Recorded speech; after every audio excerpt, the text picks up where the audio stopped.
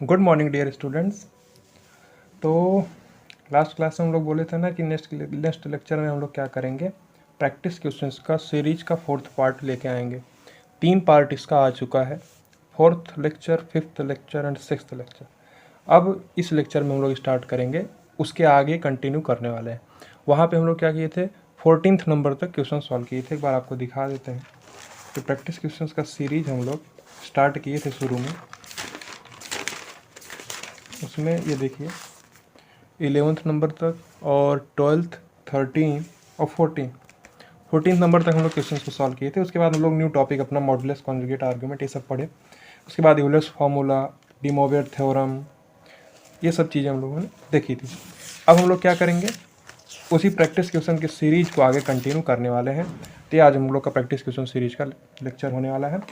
तो क्वेश्चन हम नोट कर देते हैं। क्वेश्चन नंबर 15 से स्टार्ट होगा, क्योंकि 14 तक वहाँ पे हम लोग कंप्लीट कर चुके थे। तो अब 15th से यहाँ पे क्वेश्चन स्टार्ट होगा। क्वेश्चन हम नोट कर देते हैं, उसके बाद आप लोग ट्राई कीजिएगा, फिर हम लोग डिस्कशन करेंगे। देखिए, किसी भी क्वेश्चन का डिस्कशन केवल उसको सॉल्व करने भर का नहीं होना चाहिए। अभी यहाँ पे क्वेश्चन लिखेंगे तो उसका जो सॉल्यूशन होगा या उसका आंसर हम बताने वाली बात जो होगी वो तो केवल 3 लाइन में आ जाएगी, ठीक है। लेकिन हमको केवल उसका आंसर नहीं चाहिए, हमको उससे रिलेटेड जितनी सारी चीज़ें हो सकती हैं उसको 2 मेथड से देखना, 3 मेथड से देखना, ठीक है। उसमें कॉन्सेप्ट का क्लियरिटी रखना, उससे कोई जो नई चीज़ें निकल सकती हैं वो सब लेके आना, ये अपना मेन मोटिव रहने वाला है, ठीक है। हम क्वेश्चन को नोट कर देते हैं, फिर आप लोग अपने हिसाब से ट्राई कीजिएगा और फिर डिस्कशन देखिएगा। डिस्कशन देखने के बाद आप एक कंक्लूजन पे पहुँचेंगे कि क्वेश्चन को देखने के बाद ज़रूरी नहीं हम केवल एक ही मेथड को फॉलो करें और एक अपना डिज़ायर्ड आंसर पा जाए। आंसर आना नेक्स्ट अलग थिंग है, लेकिन आपको कॉन्सेप्ट सीखना। अभी जो पहला मेथड बताएंगे वो बेसिक सा मेथड है, उससे आप आंसर पा जाएंगे। लेकिन जो सेकंड मेथड है उससे हम एक कॉन्सेप्ट बताएंगे आपको, वो कॉन्सेप्ट बहुत ज़्यादा इंपॉर्टेंट है। वो कॉन्सेप्ट का यूज हम लोग फर्दर किसी न किसी क्वेश्चन में हम लोग करने वाले हैं, और यही सब पॉइंट उठाते हैं IIT वाले पेपर बनाते टाइम। यही सब पॉइंट उठाएंगे जहाँ पे आप लोग क्या करेंगे, अवॉइड करने का कोशिश करेंगे। आप सोचेंगे हम इस तरीके से जा रहे हैं, आंसर मिल रहा है, तो दूसरा तरीका हम नहीं देखेंगे और वो दूसरा तरीका से ही क्वेश्चन उठा देंगे और आपको वो फॉलो करना पड़ेगा अगर आपको आंसर चाहिए जल्दी से, तो ठीक है। तो वो सब कॉन्सेप्ट का क्लियरिटी रहना जरूरी है। तो हम क्वेश्चन को नोट कर देते हैं, आप लोग क्वेश्चन को ट्राई करिएगा सॉल्व करने के लिए, ठीक है। देखिए इस क्वेश्चन को क्या लिखा हुआ है, हमको प्रूफ करना है कि एक ट्रायंगल जो कि इन 3 पॉइंट्स से बन रहा है, इन ये 3 पॉइंट क्या है, उस ट्रायंगल के वर्टिसेस हैं, ठीक, उसके शीर्ष हैं। और हम लोग को क्या फाइंड आउट करना है कि वो ट्रायंगल, हमको ये प्रूफ करना है कि वो ट्रायंगल एक आइसोसेलेस ट्रायंगल होगा। तो क्वेश्चन को स्टार्ट करने से पहले, सॉल्व करने से पहले हमको ये पता होना चाहिए कि इसका मतलब होता क्या है। इसका मतलब होता क्या, अगर इसका मतलब पता रहेगा तभी तो हम लोग प्रूफ कर पाएंगे। देखिए, तो इस कॉन्सेप्ट को देखते हुए चलते हैं। आपके पास ट्रायंगल का नॉलेज होना ज़रूरी है, बेसिक, कुछ नहीं, बहुत ज़्यादा डिटेल में नहीं, तो बेसिक सा चीज़ पता होना चाहिए कि आइसोसेलेस ट्रायंगल मतलब क्या होता है, इक्विलैटरल ट्रायंगल मतलब क्या होता है, या स्केलेन ट्रायंगल मतलब क्या होता है। इसी प्रकार से आपके पास एक्यूट एंगल ट्रायंगल होता है, राइट एंगल ट्रायंगल होता है और ऑब्ट्यूस एंगल ट्रायंगल होता है। तो इस टाइप का जो क्लासिफिकेशन है ट्रायंगल का, वो आपको पता होना चाहिए, ठीक है। तो वो आपको पता रहेगा तभी आप किसी क्वेश्चन में, अभी यहाँ पे आइसोसेलेस लिखा हुआ है, किसी में अगर इक्विलैटरल लिखा होगा तो आपको उसके बारे में पता होना चाहिए इक्विलैटरल ट्रायंगल मतलब क्या होता है। इतना तो बेसिक हर स्टूडेंट को पता ही होता। फिर भी हम लोग क्या करते हैं, वो 6 ट्रायंगल के बारे में लिख देते हैं, ठीक है। कॉन्सेप्ट के तौर पे कॉन्सेप्ट लिख देंगे, उसके बाद हम लोग उसका डिस्कशन स्टार्ट करेंगे। क्लियर है। देखिए आप एक बार, कॉन्सेप्ट, ट्रायंगल का कॉन्सेप्ट है, ट्रायंगल का जो क्लासिफिकेशन है, एक साइड के बेसिस पे होता है, एक एंगल के बेसिस पे होता है। साइड के बेसिस पे मतलब जब तीनों साइड सेम हो जाए, या जब 2 साइड सेम हो, या जब कोई भी साइड सेम ना हो। 3 पॉसिबल केसेस यही बन सकते हैं साइड के बेसिस पर। ऐसे एंगल के बेसिस पर बनते हैं कि तीनों एंगल जो हैं वो कि एक्यूट एंगल हो, मतलब 90 डिग्री से कम हो। सेकंड पॉसिबिलिटी ये हो सकती है कि एक एंगल जो हो 90 डिग्री हो, तब उसको राइट एंगल ट्रायंगल बोल लेते हैं। और थर्ड पॉसिबिलिटी ये है कि जब उन तीनों एंगल में से कोई एक एंगल है जो कि 90 डिग्री से ज़्यादा हो जाता है, तब उसको हम लोग ऑब्ट्यूस एंगल्ड ट्रायंगल बोलते हैं। इतना पॉइंट क्लियर है। तो एक कॉन्सेप्ट के तौर पे हम लोग ये छोटी छोटी चीज़ें हैं, आपको कभी इसमें कन्फ्यूजन ना हो, ये बीच बीच में पॉइंट हम लोग लेते आए हैं। कोई भी क्वेश्चन यूज करेंगे, हम लोग सॉल्व करेंगे क्वेश्चन में, तो जो कॉन्सेप्ट उसमें यूज होने वाला है उसके बारे में डिटेल में डिस्कशन करेंगे, ठीक है। कॉन्सेप्ट इसका ये कहता है कि आपके पास 3 जैसे कि जो क्लासिफिकेशन होता है ट्रायंगल का, वो दो टाइप से हो सकता है, एक बाई साइड मतलब साइड के बेसिस पर, या बाई एंगल, ठीक है, एंगल के बेसिस पर भी हमारा एक क्लासिफिकेशन हो सकता है। जो साइड के बेसिस पर क्लासिफिकेशन होता है उसमें सबसे पहला आता है इक्विलेटरल। आपको पता होगा, हम उसका इन सब का हिंदी नाम भी बता देंगे आपको। इक्विलेटरल ट्रायंगल, ठीक है, इक्विलेटरल ट्रायंगल, इसको हम लोग बोलते हैं हिंदी में समबाहु त्रिभुज, ठीक है, इसको समबाहु त्रिभुज भी बोलते हैं, कोई दिक्कत की बात नहीं। अब देखिए इसका मतलब होता क्या है, इसका समबाहु नाम से ही समझ में आ रहा है, इसकी सारी भुजाएं जो कि सेम ही होने वाली, यानी सारी जो इसकी लेंथ होंगी वो सब सेम होंगी। क्लियर है? इक्विलेटरल ट्रायंगल का मतलब इसकी जितनी साइड होने वाली हैं सब की लेंथ सेम होगी। अब देखिए इसका मतलब यही हो गया, अगर आपके पास ये एक ट्रायंगल है ए बी सी, तो जो ये लेंथ है वही ये लेंथ है, वही ये लेंथ है, तीनों लेंथ इसकी सेम है, कोई दिक्कत नहीं। ये फर्स्ट क्लासिफिकेशन है इक्विलेटरल ट्रायंगल, या इसको हिंदी में समबाहु त्रिभुज भी बोलते हैं। सेकंड पार्ट होता है, चूंकि क्लासिफिकेशन हम लोग देख रहे हैं, एक इस कैटेगरी में आ सकता है, एक दूसरा जो है वो आइसोसेल्स जो हम लोग के क्वेश्चन में दिया गया है वो कैटेगरी भी हो सकती है, ठीक है, आइसोसेल्स ट्रायंगल। इसका मतलब होता है समद्विबाहु त्रिभुज। यहां पे क्या था, तीनों साइड सेम थी, यहां पे दो कोई साइड सेम होंगी, लिख दीजिए आप समद्विबाहु त्रिभुज। क्लियर है? देखिए पहला था हमारा समबाहु त्रिभुज जिसमें तीनों साइड सेम होंगी, दूसरा है समद्विबाहु त्रिभुज जिसमें दो साइड सेम होंगी। अब इसको देख के हम लोग ये बोल सकते हैं कि जितने भी समबाहु त्रिभुज होंगे वो समद्विबाहु तो होंगे ही होंगे, मतलब समद्विबाहु का मतलब दो साइड सेम हो, तो अगर तीनों साइड सेम है तो दो साइड तो ऑटोमेटिकली सेम है, ठीक है। तो ये हम लोग बोल सकते हैं जितने भी समबाहु त्रिभुज हैं वो सारे समद्विबाहु ऑटोमेटिकली ही हैं। इसका मतलब होता है कोई ट्रायंगल है जिसकी कोई दो साइड सेम है, मान लीजिए दो साइड है दोनों सेम है, ये जो डबल लाइन खींचने का मतलब क्या है, ये साइड और ये साइड सेम ही है, ये ABC ट्रायंगल है और ये लेंथ दोनों इसकी सेम है। एक थर्ड क्लासिफिकेशन का जो टाइप है वो है इक्विलेटरल आइसोसेल्स, ऐसे होता है स्केलेन ट्रायंगल, SCALENE, ठीक है। इसका मतलब होता है जैसे तीनों साइड सेम, कोई दो साइड सेम, तीसरा पॉसिबिलिटी ये हो सकता है कि जब कोई भी साइड हमारी सेम ना हो, कोई दिक्कत की बात इसमें नहीं, ठीक है। स्केलेन ट्रायंगल है ये, जैसे समबाहु समद्विबाहु उसी प्रकार से इसको बोलते हैं भी समबाहु, ठीक है। हिंदी वाले भी दिक्कत जिनको ना हो इसलिए हम हिंदी में लिख दे रहे हैं। बाकी देखिए हिंदी वालों आपको क्या करना है, आपको हिंदी के भी वर्ड आने चाहिए और इंग्लिश के भी वर्ड आने चाहिए, लेकिन इंग्लिश वालों को केवल इंग्लिश का आना चाहिए, हिंदी उनको ज़रूरत नहीं। देखिए इसका मतलब होता है कोई भी ट्रायंगल जिसका तीनों साइड ही डिफरेंट हो तब उसको हम लोग स्केलेन ट्रायंगल बोलते हैं, कोई दिक्कत नहीं। ये है। अब इसको एक लाइन बनाने का, दो लाइन तीन लाइन बनाने का मतलब कोई भी साइड इसकी सेम नहीं है, कोई दिक्कत है इसमें नहीं होना चाहिए, ठीक है। अब देखिए नेक्स्ट क्लासिफिकेशन जो हम लोग का एंगल के बेसिस पर है उसको हम लोग देखते हैं। देखिए एंगल के बेसिस पे भी तीन टाइप के ट्रायंगल हम यहाँ पे लिख रहे हैं। देखिए पहला होता है एक्यूट ट्रायंगल, एक्यूट ट्रायंगल बोलिए आप एक्यूट एंगल्ड ट्रायंगल भी बोल सकते हैं, कोई दिक्कत नहीं है। एक्यूट एंगल्ड ट्रायंगल, इसका मतलब होता है न्यून कोण, हिंदी में इसका मतलब होता है न्यून कोण त्रिभुज। त्रिभुज को ऐसे बना दे रहे हैं, बाकी त्रिभुज लिख भी सकते हैं, कोई दिक्कत, आप लिख दीजिएगा न्यून कोण त्रिभुज। इसका मतलब होता है कि जितने भी एंगल हैं, कोई भी ट्रायंगल होगा उसके जो इंटरनल एंगल होंगे वो तीन ही होंगे, तो वो तीनों एंगल अगर 90 डिग्री से कम है, फिर से सुनिए, अगर तीनों एंगल 90 डिग्री से कम है तो उनको एक्यूट एंगल ट्रायंगल बोलेंगे, कोई दिक्कत नहीं। जैसे इस प्रकार से कोई ट्रायंगल है, ये ए है, ये बी है, ये सी है, मतलब जो ये वाला एंगल है और ये वाला angle, angle A angle B angle C, तो तीनों ही एंगल क्या हैं, all three angles less than 90 degree, ठीक है। तीनों ही एंगल 90 डिग्री से कम होने चाहिए एक्यूट एंगल ट्रायंगल के केस में, ठीक है। सेकंड पार्ट बस डिफिनेशन सा है, इन पर डिस्कशन भी कर सकते हैं जब हम लोग पढ़ेंगे, जब हम लोग सोल्यूशन ऑफ ट्रायंगल पढ़ेंगे ना, एसओटी एक अलग से ही चैप्टर है, उस चैप्टर में हम लोग डिटेल में देखेंगे हर चीज़। इससे रिलेटेड कई सारी चीज़ें जो हम लोग को डिराइव करके रिजल्ट निकलते हैं, साइन रूल हो गया, कोसाइन रूल हो गया, नेपियर्स रूल हो गया ना, ऐसे करके बहुत सारे रिजल्ट हैं, वो सब यूजफुल होते हैं क्वेश्चंस को सॉल्व करने में।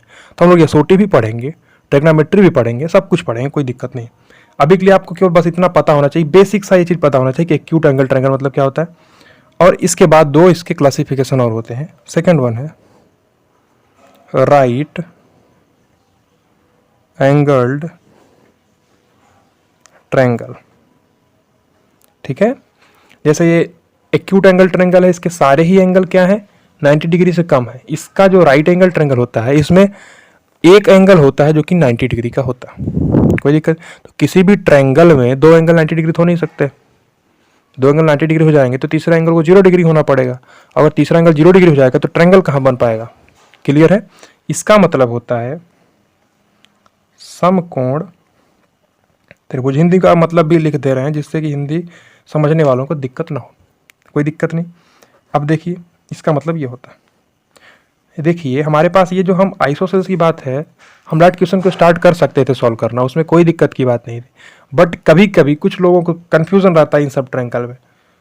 हमको पता है कि आपको पता होगा, लेकिन फिर भी एक बार आप नोट कर लीजिएगा इसको, ठीक है। ये मत सोचिएगा कि इसको क्यों बता रहे हैं सर, कोई दिक्कत नहीं। देखिए एक एंगल इसका 90 डिग्री है, एक ट्रायंगल है ए बी सी, एक एंगल इसका 90 डिग्री है, और जो दोनों एंगल हैं वो 90 डिग्री से कम है, क्लियर है। कम होना ही पड़ेगा 90 डिग्री से, ये दोनों एंगल को कम होना ही पड़ेगा। नहीं तो अगर कोई भी एक 90 डिग्री या उससे ज़्यादा हो जाएगा तो ट्रायंगल कैसे बन पाएगा फिर, क्योंकि तीनों एंगल का जो सम होता है वो 180 डिग्री ही होता है, कोई दिक्कत की बात नहीं। अब देखिए थर्ड क्लासिफिकेशन जो है इसमें वो होता है obtuse angle, obtuse triangle, sorry obtuse angled triangle, ठीक है। ये ऑब्ट्यूस एंगल ट्रायंगल बोलिए या आप डायरेक्टली ऑब्ट्यूस ट्रायंगल बोलिए, कोई दिक्कत नहीं है। राइट ट्रायंगल बोल दीजिए, कोई दिक्कत नहीं। आप एक्यूट ट्रायंगल बोल दीजिए, कोई दिक्कत नहीं। तो इस केस में क्या होता है कि ट्रायंगल का कोई भी, इसका हिंदी का मतलब भी हम लोग लिख देते हैं। जैसे यहाँ पे न्यून कोण है, समकोण है, इसका जो हिंदी का मतलब होता है अधिक कोण। हिंदी मीडियम वाले समझ रहे होंगे, कोई दिक्कत नहीं है। अधिक कोण त्रिभुज, तो कोई समस्या है क्या इसमें, नहीं होनी चाहिए। अधिक कोण त्रिभुज का मतलब होता है कि कोई एक एंगल उन तीनों एंगल में से 90 डिग्री से ज़्यादा होगा। कुछ इस टाइप से केस बनेगा, कुछ इस टाइप से केस बनेगा ना, ये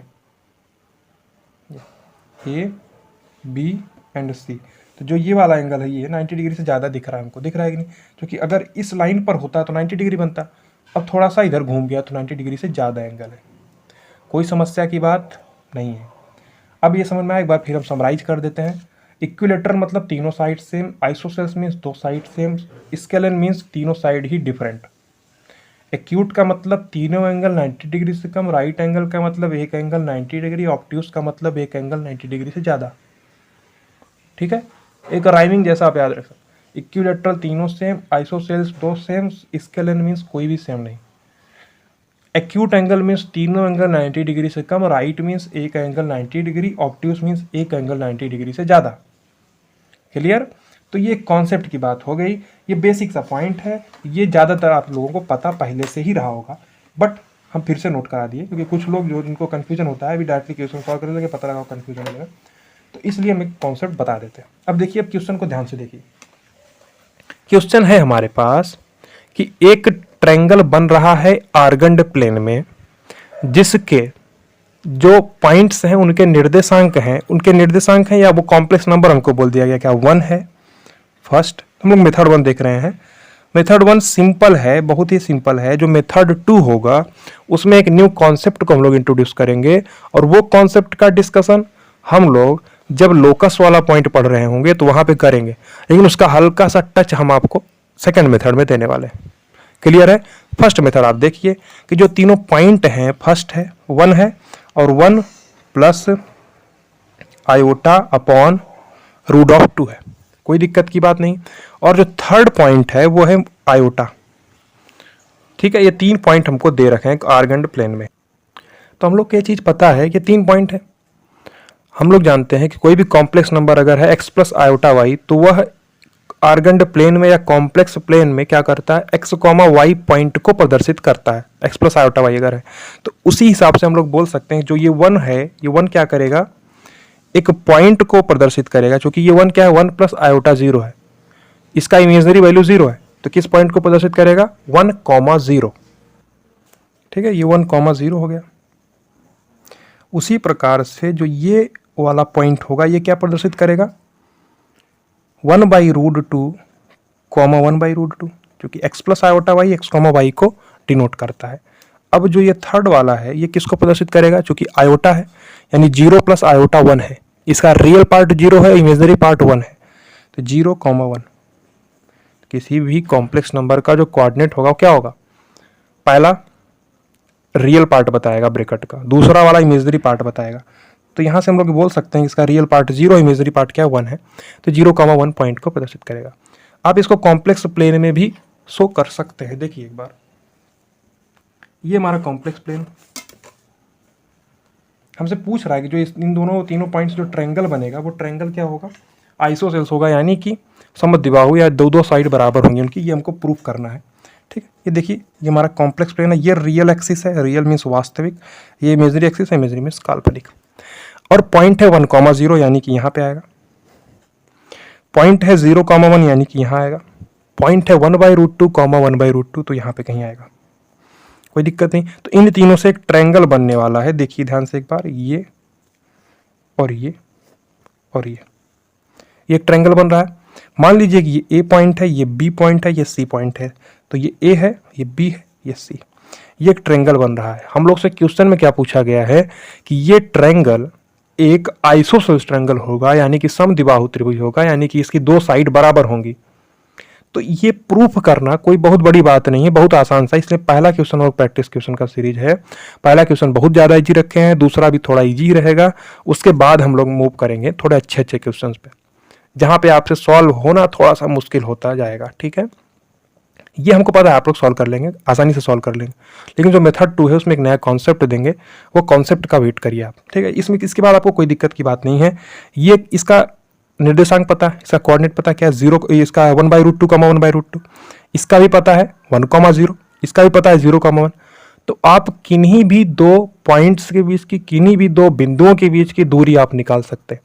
आप ए बी निकाल सकते हैं, बी सी निकाल सकते हैं और ए सी निकाल सकते हैं। यही तीन तो साइड हैं, अगर इन तीन साइड को आप निकाल लेंगे तो आपका काम आसान हो जाएगा। देखिए आप ए बी की वैल्यू, ए बी लेंथ कैसे आएगी, ए और बी के बीच की जो 2 पॉइंट है, 2 पॉइंट के बीच की जो दूरी होती क्या होती है, x2 - x1 का whole square plus y2 - y1 का होल स्क्वायर का अंडर रूट, सिंपली। तो क्या हो जाएगा 1 - 1 x2 - x1 का होल स्क्वायर लिखिए या x1 - x2 का होल स्क्वायर, कोई दिक्कत नहीं। 1 - 1/√2 का होल स्क्वायर प्लस 0 - 1/√2 का होल स्क्वायर का अंडर रूट, ये ए बी का लेंथ आएगा, कोई दिक्कत नहीं, इसको एज इट इज रहने दीजिए। और अब बी सी का लेंथ देखिए क्या होगा, बी से, बी का निर्देशांक और सी का निर्देशांक हमको पता है। ए बी का लेंथ ये हमको मिल गया पहला एक्सप्रेशन लिखने से, दूसरा यानी बी सी लिखेंगे तो हमको ये मिल जाएगा, कोई दिक्कत की बात नहीं। लिख दीजिए सिंपली 1/√2 माइनस 0 का होल स्क्वायर प्लस 1/√2 माइनस 1 का होल स्क्वायर का अंडर रूट, कोई दिक्कत की बात नहीं। और ए सी भी एक इसका साइड होगा, उस ए सी का भी मान आप निकाल सकते हैं। कैसे निकलेगा, 1 - 0 का होल स्क्वायर प्लस 0 - 1 का होल स्क्वायर, इसका अंडर रूट। सिंपल है, बहुत सिंपल है ना। अब ए सी का जो लेंथ है ये 1,0 है, ये 1,0 0,1 है, सिंपली आप समझ रहे हैं, क्योंकि 1,0 0,1 मतलब ये 1 है, ये 1 है, तो ये √2 होना तय है इसका। तो ये 1 का स्क्वायर प्लस 1 का स्क्वायर का अंडर रूट आएगा, यानी कि √2 आएगा। अब ध्यान से समझिए कि जो ए बी है उसमें क्या हो रहा है, 1 - 1/√2 का होल स्क्वायर प्लस 0 - 1/√2 का होल स्क्वायर। तो ए बी और बी सी सेम ही है ना, क्योंकि इसमें भी वही चीज़ है, इसमें भी 1/√2 का होल स्क्वायर है, यहाँ पे -1/√2 का होल स्क्वायर, ये भी 1/2 बनाएगा, ये भी 1/2 बनाएगा। ये 1 - 1/√2 का होल स्क्वायर बोलिए या 1/√2 - 1 का होल स्क्वायर बोलिए, बात तो सेम ही है, क्योंकि माइनस आप कॉमन भी लेंगे तो माइनस का स्क्वायर प्लस बन जाएगा। तो इस केस में हमारे पास क्या है, ए बी बराबर है बी सी और ए सी के बराबर नहीं है, इज नॉट इक्वल्स टू ए सी। आप इसको सॉल्व करके इसका वैल्यू भी निकाल सकते हैं, बट उतना नीड नहीं है हम लोग को। ठीक है, A B is equals to B C होने की वजह से हम लोग बोल देंगे हमारा ट्रायंगल क्या है, आइसो। ठीक है, कोई दिक्कत नहीं है। इसे हम लोग प्रूफ कर लिए, मेथड 1 था, कोई दिक्कत की बात नहीं थी। आप लोग सबसे ज़्यादा लोग यही फॉलो करेंगे।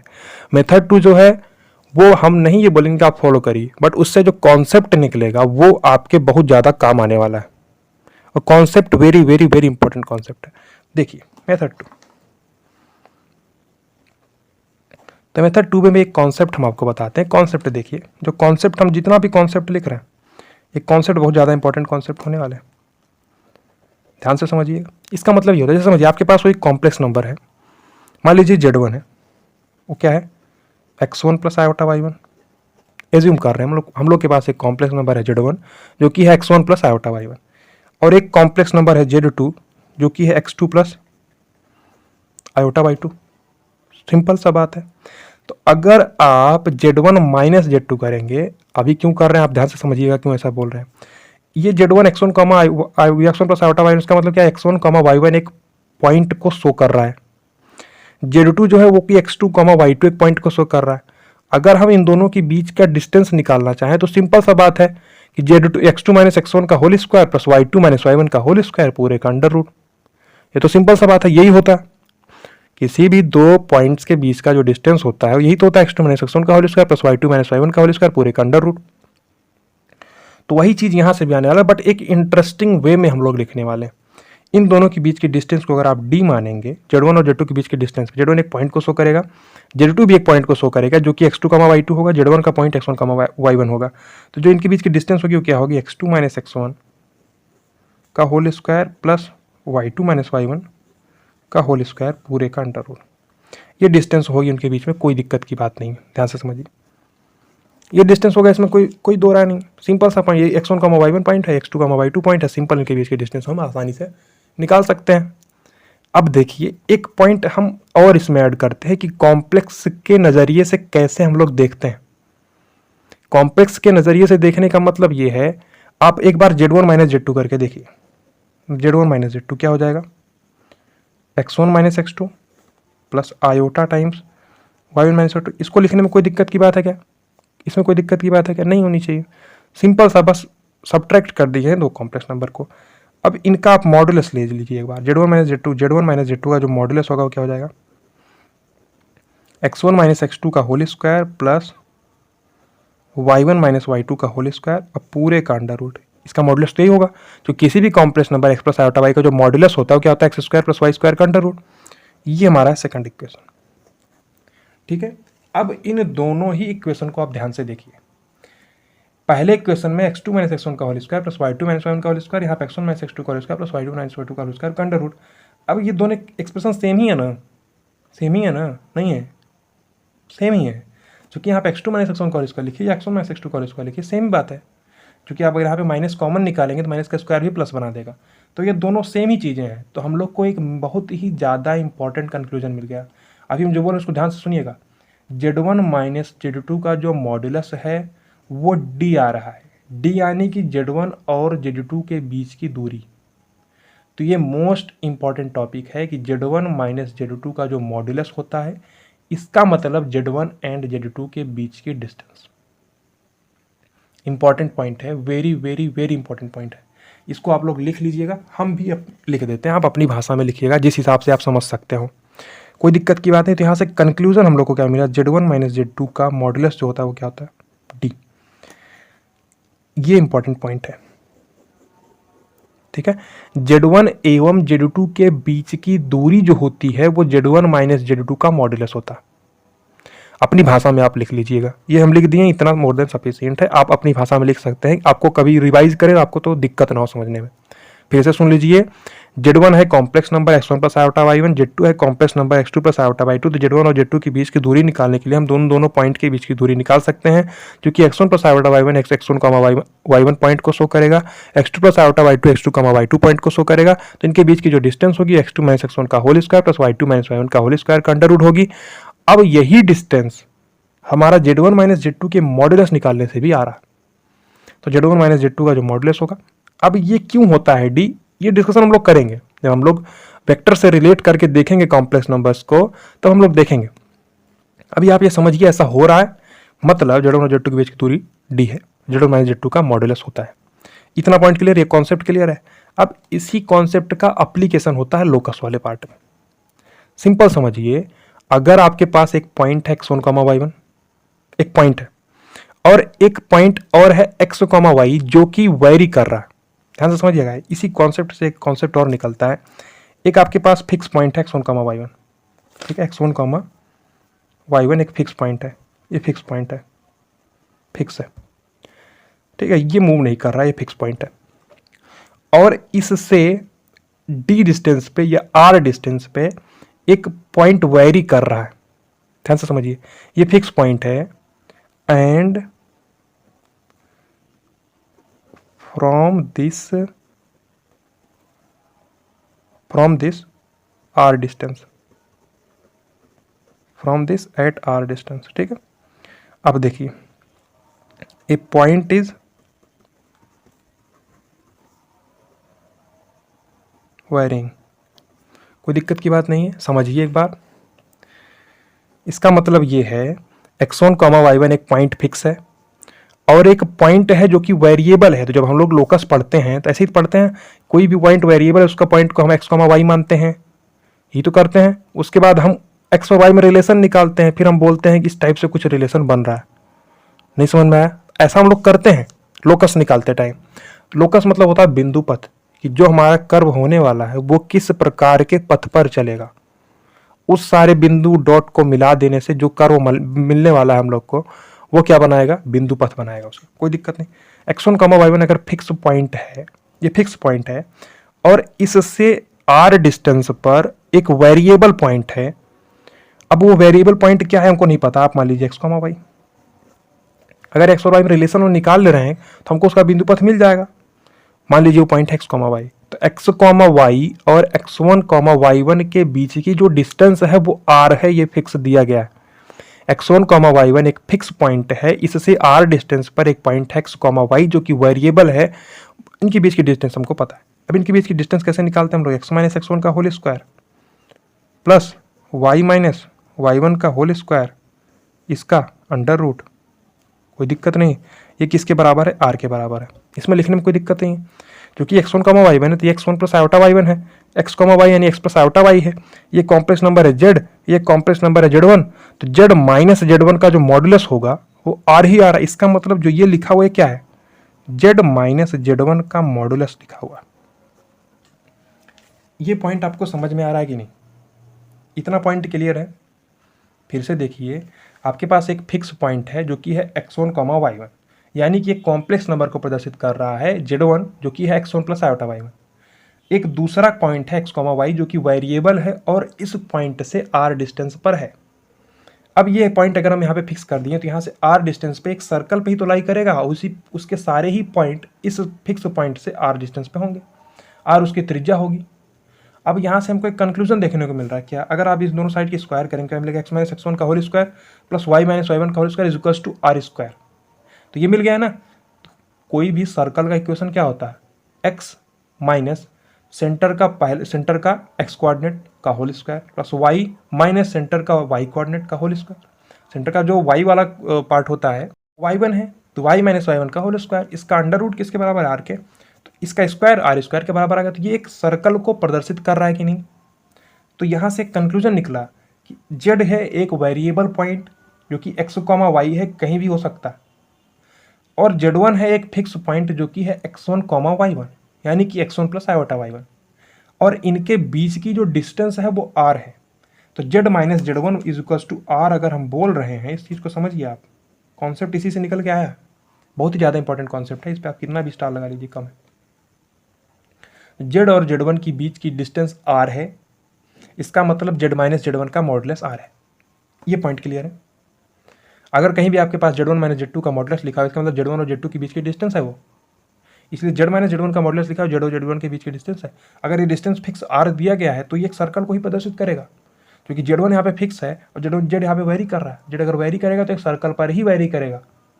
इतना पॉइंट क्लियर है? z minus z1 is equals to r का मतलब होता है, इसको हम लिख देते हैं, z माइनस z1 का modulus is equals to r is locus of circle, ठीक है, having centre Z1 and radius R, ठीक है। सेंटर उसका क्या है, Z1 है, और रेडियस क्या है उसकी R है। तो ये कॉन्सेप्ट आपको समझ में आया, कॉन्सेप्ट पक्का क्लियर हो गया। तो ये कॉन्सेप्ट का डिस्कशन हम लोग को देखना है, बट इसी कॉन्सेप्ट का यूज हम लोग यहाँ पे करने वाले। अब वो यूज करना कोई बड़ी बात नहीं है, बट ये कॉन्सेप्ट समझना बड़ी बात है। फिर से हम बोल रहे हैं, क्योंकि उस क्वेश्चन का आंसर आप लोग इस तरीके से आसानी से निकाल सकते हैं, और उस कॉन्सेप्ट का यूज करेंगे थोड़ा सा आपको और एक दो स्टेप चलना पड़ेगा, बट उसको समझने के लिए हम लोग जो कॉन्सेप्ट यूज किए, कॉन्सेप्ट इंपॉर्टेंट है। देखिए यहाँ तक कॉन्सेप्ट था हमारा, यहाँ तक हमारा कॉन्सेप्ट था, ठीक है। ये कॉन्सेप्ट आप अच्छे से नोट कर लीजिएगा, कॉन्सेप्ट अच्छे से नोट कर लीजिएगा। अब देखिए, अब हम लोग को जो पॉइंट दे रखा है उसमें आप एक को Z1 मान लीजिए, 1 दिया हुआ है, मतलब वो 1 प्लस आयोटा 0 है, कोई दिक्कत नहीं। एक Z2 है जो कि है 1/√2 प्लस आयोटा बाई √2, ऐसा दे रखा है, 1 प्लस आयोटा होल बाई √2 है, यानी अलग अलग भी लिख सकते हैं। एक Z3 है जो कि है वो 0 प्लस आयोटा 1, कोई दिक्कत नहीं। तो ये 3 कॉम्प्लेक्स नंबर हैं। अब इस कॉन्सेप्ट का जो ऊपर कॉन्सेप्ट हम लोग देखें, इसका यूज करके आप बता सकते हैं कि Z1 और Z2 के बीच की जो डिस्टेंस होगी वो क्या होगी, Z1 माइनस Z2 का मॉडुलस। ये क्या होगा, Z1 एंड Z2 के बीच की डिस्टेंस होगी, कोई दिक्कत नहीं। ये चीज़ आप समझ रहे हैं, ये पॉइंट क्लियर है कि नहीं। Z1 माइनस Z2 का मॉडुलस, देखिए एक्चुअल में तो ये कोई बड़ी बात नहीं जो हो रहा है, मतलब x1 कामा y1 और x2 कामा y2 के बीच की डिस्टेंस तो ये तो होना ही है, लेकिन बड़ी बात ये है, या एक समझने वाली बात ये है, यूज करने वाली बात ये है कि Z1 माइनस Z2 का जो मॉडुलस होगा वो उन दोनों के बीच की डिस्टेंस बताएगा। ये concept very very important concept है, तो उसी चीज़ का हम लोग यहाँ पे यूज कर रहे हैं। जब Z1 माइनस Z2 का मॉडुलस होगा तो ये मॉडुलस क्या बताएगा, Z1 एंड Z2 के बीच की डिस्टेंस। आप यहाँ पे लिख लीजिएगा Z1 एंड Z2 के बीच की डिस्टेंस। अब अगर हम लोग Z2 माइनस Z3 करेंगे, यानी Z2 माइनस Z3, आप समझिए, आप Z1 माइनस Z2 करिए या Z2 माइनस Z1 करिए, बात तो सेम ही है, ठीक है। Z1 माइनस Z2 करिए या Z2 माइनस Z1 करिए, चाहिए तो दोनों के बीच की डिस्टेंस ही। तो Z1 माइनस Z2 का मॉडुलस निकालेंगे तो भी उसके बीच की डिस्टेंस निकलेगी, और Z2 माइनस Z1 का मॉडुलस निकालेंगे तो भी उसके बीच की डिस्टेंस निकलेगी, बात तो वही है। Z1 की डिस्टेंस Z2 से या Z2 की डिस्टेंस Z1 से, बात तो सेम ही है तो लेंथ ही दोनों, ठीक है। अब देखिए Z2 माइनस Z3 का मॉडुलस ये क्या बताएगा, Z2 एंड Z3 के बीच की डिस्टेंस। सेम उसी प्रकार से आप Z3 माइनस Z1 कर सकते हैं, या आप Z1 माइनस Z3 भी कर सकते हैं। ये क्या बताएगा, Z1 एंड Z3 के बीच की डिस्टेंस। यहाँ पे आप अपने लैंग्वेज में लिखिएगा, आपके ऊपर हमें काम छोड़ रहे हैं क्या। Z1 जहाँ पुट करिएगा 1 प्लस आयोटा 0, और Z2 जहाँ पुट करिएगा 1/√2 प्लस आयोटा बाई √2, उस जगह पे पुट करके आप सॉल्व करिएगा 1 plus iota 0 minus 1/√2 minus iota by √2। आप सॉल्व करके क्या करिएगा, Z1 माइनस Z2 का मॉडुलस निकालिएगा, वही चीज़ हमको यहाँ पे मिलेगी जो हम AB का निकाल रखे हैं। इतना पॉइंट क्लियर है। यहाँ पे हम लोग पॉइंट के जैसा ट्रीट किए, यहाँ पे हम लोग कॉम्प्लेक्स नंबर के जैसा ट्रीट किए, और इसका कॉन्सेप्ट लगाते हुए क्या कि Z1 एंड Z2 के बीच की जो डिस्टेंस होती है वो Z1 माइनस Z2 का मॉडुलस होती है। क्लियर है। तो और उसी कॉन्सेप्ट पे बेस्ड है ये वाला कॉन्सेप्ट, Z माइनस Z1 का मॉडुलस R है। तो Z1 क्या है, उसका सेंटर है, Z एक वेरिएबल पॉइंट है जो कि x, y हो सकता है, और R उसकी रेडियस है उस सर्कल की। तो यह एक वृत्त को प्रदर्शित करेगा जिसका सेंटर, जिसका केंद्र Z1 है और जिसकी त्रिज्या हमारी R है। क्लियर है। अब उसी प्रकार से हम लोग यहाँ क्वेश्चन का उस कॉन्सेप्ट का यूज हम लोग कर सकते हैं कि अगर हमको Z1 और Z2 के बीच डिस्टेंस चाहिए तो हम Z1 माइनस Z2 का मॉडुलस निकाल सकते हैं। कॉन्सेप्ट है छोटा सा, बट इसका एप्लीकेशन बहुत ज़्यादा बड़ा है। हम ऐसा क्वेश्चन एक लेके आएंगे जो कि IEEE 2009 में आया हुआ है, उसके लिए पूरा एक लेक्चर असाइन करेंगे। उस लेक्चर में हम लोग उसको 3-4 मेथड से सॉल्व करके देखेंगे। तो कुछ में देखिए आपका ट्रायंगल इनइक्वलिटी लगेगा, कुछ अलग अलग कॉन्सेप्ट लगाए जाएंगे, बट हम जो तरीका बताएंगे आपको वो प्योरली इसी पर बेस्ड होगा, प्योरली। तो इसका आप यूज कर ले जाएंगे, आपको क्वेश्चन आसानी से सॉल्व हो जाएगा, ठीक है। तो हम लोग उस क्वेश्चन पे आएंगे। अभी के लिए समझ में आया आपको, आप यहाँ से भी निकाल सकते हैं Z1 माइनस Z2 का मॉडुलस। ये क्वेश्चन मार्क लगाने का मतलब आपके लिए छोड़ दिया, आप खुद करके देखिएगा इसको। क्लियर है। अब हम लोग मूव करते हैं नेक्स्ट क्वेश्चन की तरफ। नेक्स्ट क्वेश्चन हम नोट कर देते हैं, उसके बाद आप लोग ट्राई करिएगा सॉल्व करने के लिए, ठीक है। देखिए नेक्स्ट क्वेश्चन हम लोगों ने नोट कर दिया है, क्या लिखा हुआ, if Z is equals to R e की पावर आयोटा थीटा, देन हमको प्रूफ करना है e की पावर आयोटा Z का मॉडुलस जो होगा e की power minus R sine theta होगा। तो ये बहुत ही आसान क्वेश्चन है, आप लोगों ने सॉल्व कर लिया होगा इसको। क्लियर? हम लोग इसका डिस्कशन देखते हैं। देखिए एक बार ई की पावर आयोटा जेड का मॉडुलस देखना है। एक बार देखिए जेड क्या आपके पास आर की ई की पावर आयोटा थीटा। आप किसी भी कॉम्प्लेक्स नंबर को जेड को आप कैसे प्रदर्शित कर सकते हैं? X plus iota by r cos theta plus iota sine theta, या आर ई की पावर आयोटा थीटा, कोई दिक्कत नहीं। एक्सपोनेंशियल फॉर्म है, पोलर फॉर्म है। एक्सपोनेंशियल फॉर्म इसको आयलर फार्मूला भी बोलते हैं, जो कि ई की power iota theta cos theta plus iota sine theta होता है। तो सब एक दूसरे से इंटर रिलेटेड है, कोई दिक्कत की बात नहीं। थीटा आर्ग्यूमेंट है और आर उसके मॉडुलस की वैल्यू है, कोई दिक्कत की बात नहीं। अब देखिए हमको क्या करना है, ई की पावर आयोटा जेड करना है। अब देखिए जी इसका ई की पावर आयोटा इंटू जेड हमको करना है, और फिर हमको इसका निकालना है मॉडुलस। ठीक है, अब देखिए LHS लेके हम लोग चल रहे हैं। LHS है हमारे पास ई की पावर आयोटा जेड, उसी का मॉडुलस हम लेके चल रहे हैं। अब जेड की जगह हम क्या पुट कर सकते हैं? ये पुट कर सकते हैं, ये भी पुट कर सकते हैं, या ये भी पुट कर सकते हैं। हमको क्वेश्चन में दे रखा है कि आर ई की पावर आयोटा थीटा, मतलब हमारे पास एक हिंट दे दिया गया हमको कि आप यही रखिए, इसको रखेंगे आप, आपका आंसर निकल जाएगा। क्या है? ई की पावर आयोटा इंटू जेड की जगह पर रख दीजिए आर ई की पावर आयोटा थीटा। अब देखिए इसके बाद हम लोग क्या कर सकते हैं, ध्यान से देखिएगा। की power iota into are e की पावर आयोटा थीटा। अब क्या करेंगे आप? मल्टीप्लाई कराएंगे सिंपली आई आयोटा आर और ये ई की पावर आयोटा थीटा। उसके बाद आप क्या करेंगे? आपको इसको ओपन करके रखना पड़ेगा, जिससे हमको कुछ न कुछ देखने लगे, क्योंकि मेन मोटिव हमारा क्या है? इसका निकालना है मॉडुलस।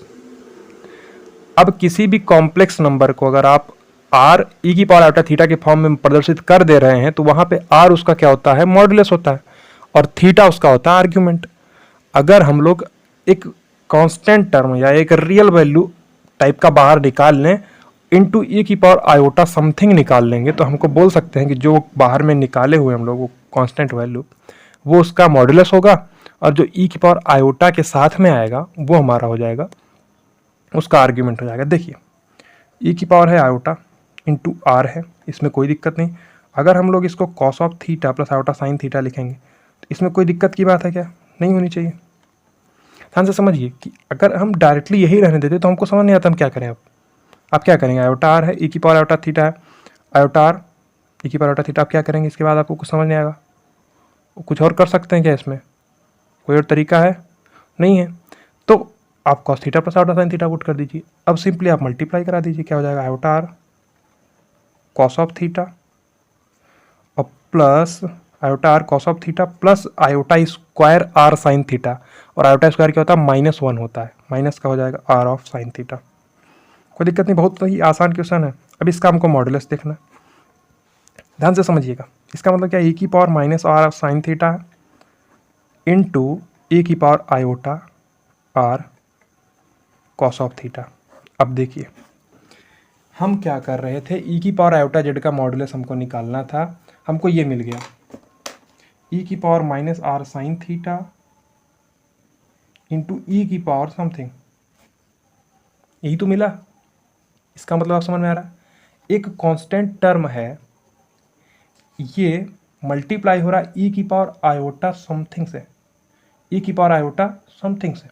अब आप इसको अगर ओपन करेंगे, इसका मतलब क्या है? सिंपली देखिए ई की पावर आयोटा था, आर ई की पावर आयोटा थीटा पुट किए थे। अब यहाँ पे क्या होगा? Iota r cos of theta हुआ, iota r cos of theta यहाँ पे सिंपली आ गया। अब जब आप इसको ओपन करेंगे क्या हो जाएगा? Cos of r cos theta, a की पावर आयोटा समथिंग का क्या होता है? Cos of something plus iota sine something. तो cos of r cos theta plus iota sine of r cos theta, क्योंकि आयोटा के साथ में जो अंदर में मल्टीप्लाई हो यही तो है, कोई दिक्कत की बात इसमें नहीं होनी चाहिए। अब देखिए अब हम लोग क्या कर सकते हैं कि जो ये टर्म है, ये टर्म जो है यही तो हमारा इसका मॉडुलस होगा। क्यों? क्योंकि कोई भी कॉम्प्लेक्स नंबर है, उस कॉम्प्लेक्स नंबर को हम लोग क्या किए? ई की पावर आयोटा जेड को ही तो ये चीज़ लिखे हैं, ई की पावर आयोटा जेड ही ये चीज़ है। अब ई की पावर आयोटा जेड का अगर हम लोग ई की power minus r sine theta into e की power iota r cos theta लिख दिए हैं, तो ये उसका मॉडुलस है इंटू ई की पावर समथिंग, ई की पावर आयोटा समथिंग है। इतना पॉइंट क्लियर है? हमारे पास था ई की पावर आयोटा जेड, उसको हम लोग एक मॉडुलस वाला टर्म, इस एक कांस्टेंट टर्म हम लोग अलग निकाल दिए हैं, और साथ में ई की पावर आयोटा समथिंग है। तो जो समथिंग है वही इसका क्या हो जाएगा? आर्ग्यूमेंट हो जाएगा, और जो ये है यही हमारा इसका क्या हो जाएगा? मॉडुलस। ई की पावर आयोटा जेड का मॉड्यूलस, ठीक है, ई की पावर आयोटा जेड का मॉड्यूलस है। इतना पॉइंट क्लियर है, ठीक है, डन। तो हम लोग को मिल गया क्या, ई की पावर आयोटा जेड का जो मॉड्यूलस था वो मिल गया ई की power minus r of sine theta. ये समझने में आपको दिक्कत नहीं हो रही है ना? सिंपली देखिए, आपके पास कोई भी कॉम्प्लेक्स नंबर होता है आर ई की पावर आयोटा थीटा, मतलब ये एक आर के जैसा ट्रीट कर रहा है, मतलब ये मॉड्यूलस है उसका इनटू ई की पावर आयोटा समथिंग है, ठीक है। हम लोग से पूछ रहा था ई की पावर आयोटा जेड का मॉड्यूलस, तो ये हमको मॉड्यूलस मिल गया, इसमें कोई दिक्कत की बात नहीं है, इतना पॉइंट क्लियर है। अब देखिए नेक्स्ट क्वेश्चन, क्वेश्चन हम नोट कर देते हैं, थोड़ा अच्छा क्वेश्चन है, इसमें आपको थोड़ा सोचना पड़ेगा। क्वेश्चन हम नोट कर देते हैं, उसके बाद आप लोग ट्राई कीजिएगा, ठीक है। हम लोग सामने क्वेश्चन लिखा हुआ क्या, हमको प्रूफ करना है tan of i iota log of base e a minus iota b upon a plus iota b is equals to 2ab upon a square minus b square, जहाँ पे ए और बी जो है वह आर प्लस है, मतलब पॉजिटिव रियल नंबर्स हैं। अब समझिए इस क्वेश्चन को सॉल्व करने के लिए आप क्या करेंगे। आप आई होप आप लोगों ने ट्राई किया होगा, कुछ लोग का आंसर आया होगा, कुछ लोग का नहीं आया होगा, ठीक है। और कुछ लोग को तो बिल्कुल हवा ही नहीं लगा होगा, क्या कर सकते हैं, कुछ लोग पेन चलाए होंगे ना। अब समझिए इस क्वेश्चन को देख के, कुछ लोग से बन गया होगा, जो ज़्यादा दिमाग लगाते हैं उनका तेज चलता है और निकाल लिए होंगे।